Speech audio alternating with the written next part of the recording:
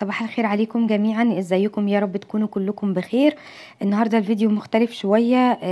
في عضوه معايا في الجروب طلبت مني ان انا اعمل لها ميزانيه متوسطه. هم 4 افراد ومعاها بطاقه تموين. فاللي عارفيني ومتابعيني ان انا مش بعمل ميزانيات. يعني لان انا ما بقتنعش بصراحه ان حد يعمل ميزانيه بمبلغ معين لحد، لان احنا بنساعد بعض اي نعم بافكار. ولكن انا ما بقتنعش بفكرة ان انا اعمل ميزانية لحد واكتب فيها ارقام وكده لاسباب كتيرة جدا. انا مش عايزة يعني اطول عليكم الفيديو، بس انا حاولت في الميزانية دي على قد ما اقدر. هي زي ما بقول لكم ما حددتليش مبلغ معين. هي قالت لي يعني جوزي برضو انا عايزه اعرف انا هقول له يديني كام في الاسبوع، فعايزاها تبقى في المتوسط، ما تبقاش يعني عاليه قوي، لان هو برضو ايه يعني على قده.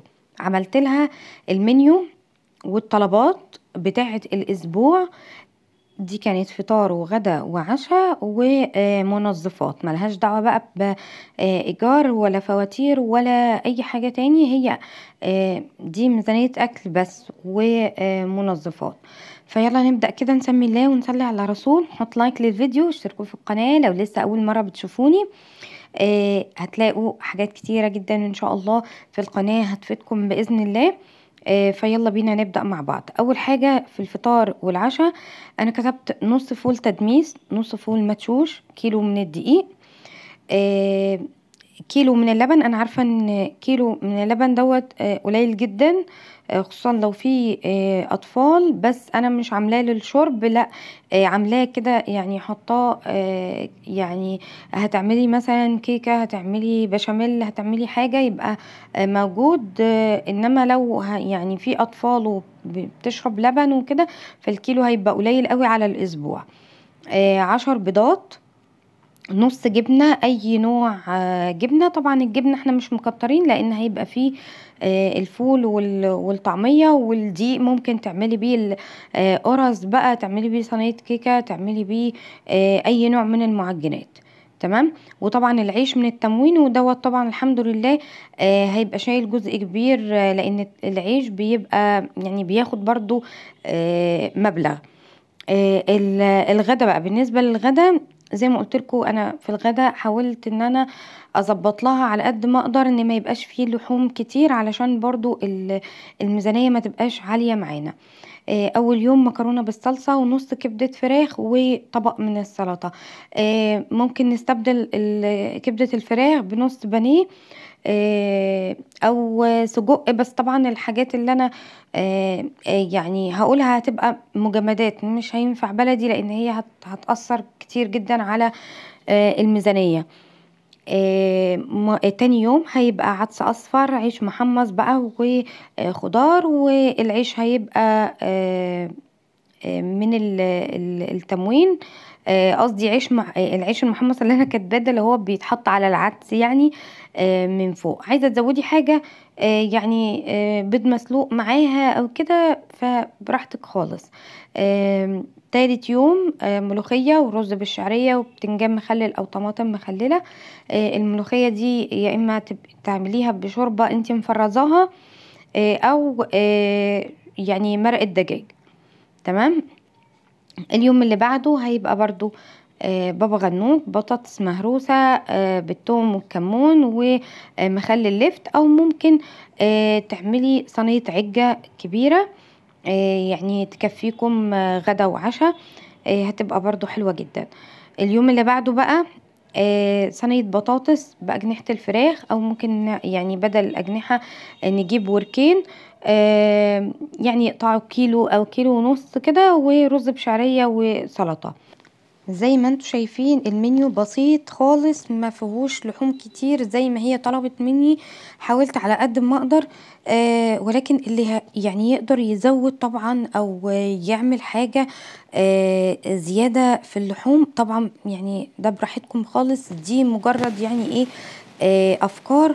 وصدقوني الاكل لما بيتعمل حتى لو ما فيهوش لحمه وفراخ وكده، لما بيتعمل بشكل حلو ويتعمل بحب ورضا كده وتلمي ولادك كده وتضحكي في وشهم وتعلميهم الرضا، بجد بيفرق جدا جدا جدا.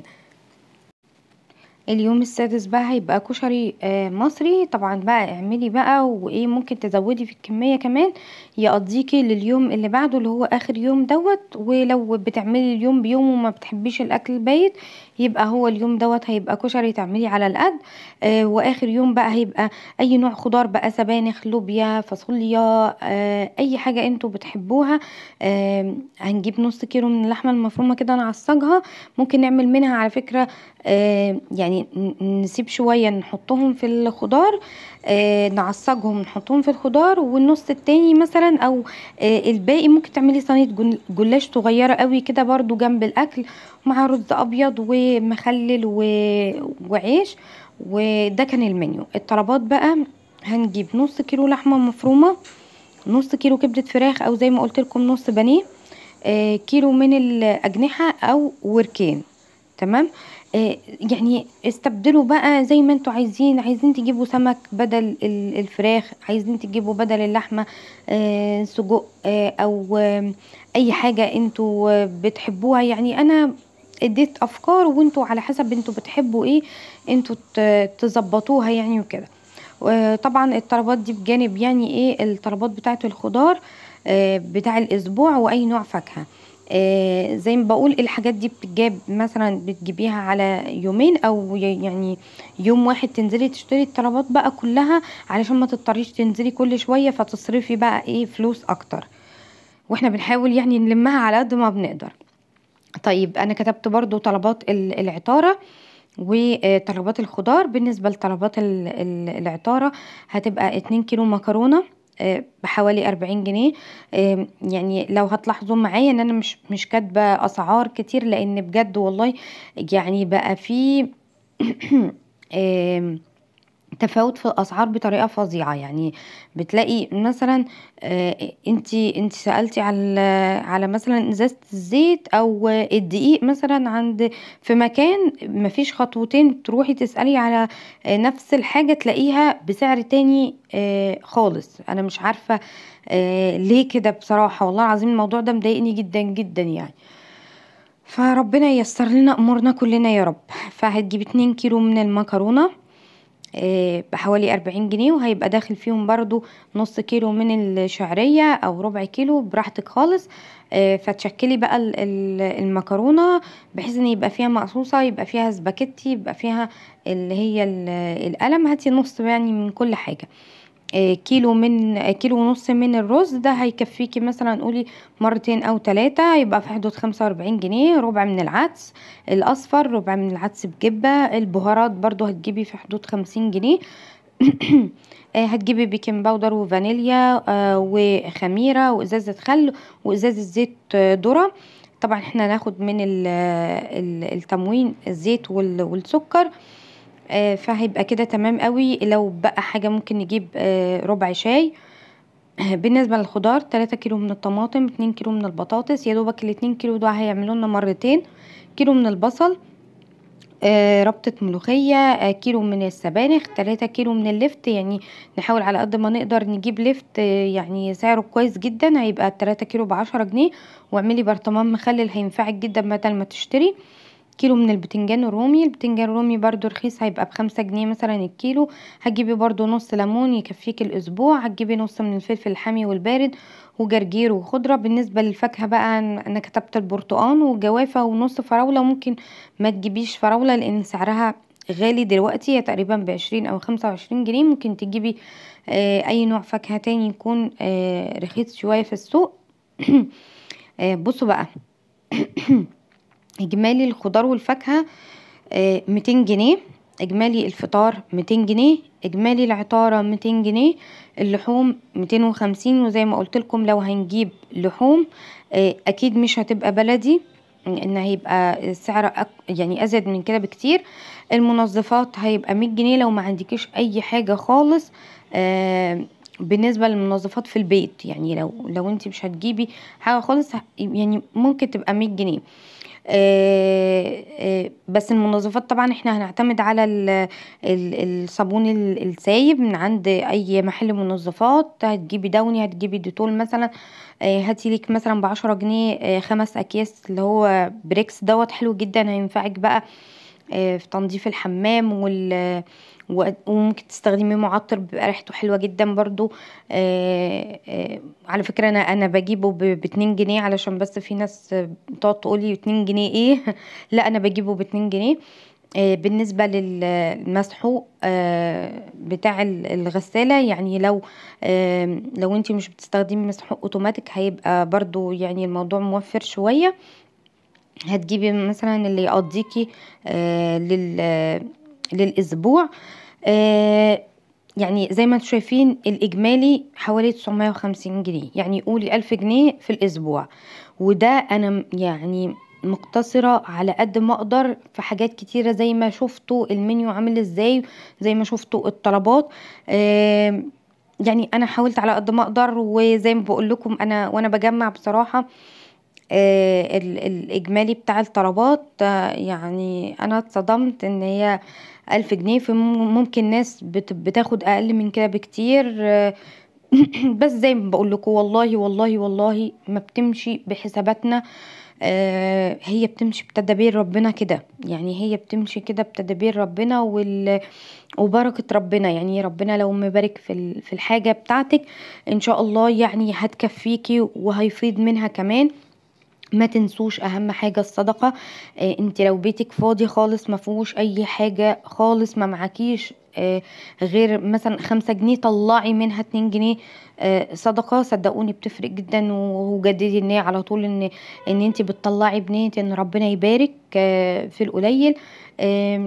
وهرجع اقول لكم انا مش بحب اعمل ميزانيات خالص، بس دي حاجة اتطلبت مني.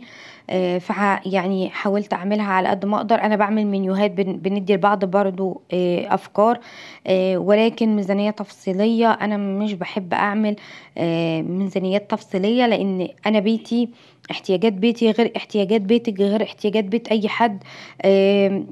ظروفي غير ظروفك، يعني بيبقى فيه اختلافات في حاجات كتيرة كتيرة جدا.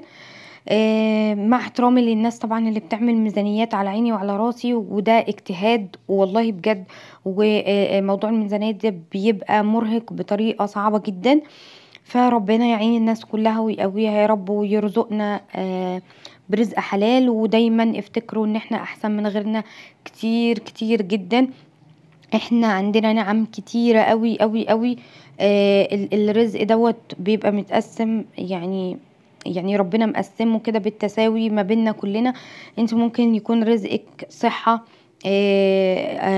ناس تانية بتاخد رزقها مال، ناس تالتة بتاخد رزقها أولاد. فيعني ربنا مقسمها بالعدل، فما تقلقوش خالص، ما تنعوش هم أي حاجة، ما تخافوش من بكرة. كله بإيد ربنا. توكلي على الله كده وجددوا النية وطلعوا الصدقة، وربنا يبارك يا رب ان شاء الله. فده كان الفيديو بتاعي النهاردة، يا رب يكون عجبكم وتكونوا اخدتوا منه افكار. اعذروني ان انا صوتي حزين شوية، لان يعني كانت حصلت حالة وفاة كده مأثرة فيا بصراحة جامد. فيا رب اكون قدرت افيدكم ولو بحاجة بسيطة جدا في الفيديو دوت. وما تنسوش بقى تاخدوا لفة كده في القناة، هتلاقوا منيوهات كتير جدا موفرة وافكار كتير قوي قايلينها مع بعض في القناة، ان شاء الله تعجبكم. ما تنسوش بقى اللايك والاشتراك في القناة، والسلام عليكم ورحمة الله وبركاته.